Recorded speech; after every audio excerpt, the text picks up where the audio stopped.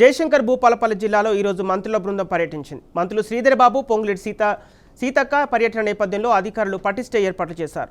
మంత్రుల పర్యటన నేపథ్యంలో గణపురం మండలం గాంధీనగర్లో బీజేపీ నేతలను పోలీసులు ముందస్తు అరెస్ట్ చేశారు.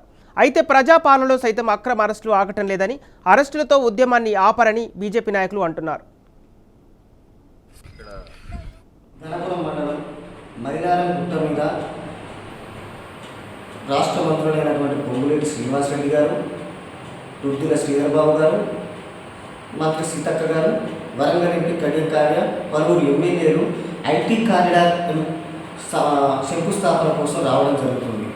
దానిలో భాగంగా ఏదైతే మా బీజేవైఎం నాయకులను అర్ధరాత్రి దొంగల వలె ఇళ్లకు వచ్చి చొరబడి మమ్మల్ని తీసుకొచ్చి రాత్రి మొత్తం స్టేషన్లో ఉంచి మా సెల్ ఫోన్లు సైతం గుంజుకొని మమ్మల్ని ఇబ్బందులకు గురి చేయడం జరుగుతుంది.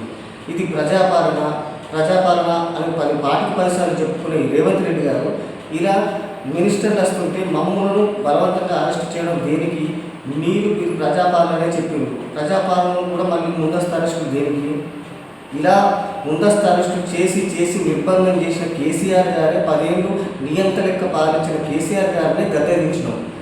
మీరు ఇదే వైఖరిని ఇంకా కొనసాగించినట్టయితే త్వరలోనే మీకు కూడా బుద్ధి చెప్పడం జరుగుతుంది.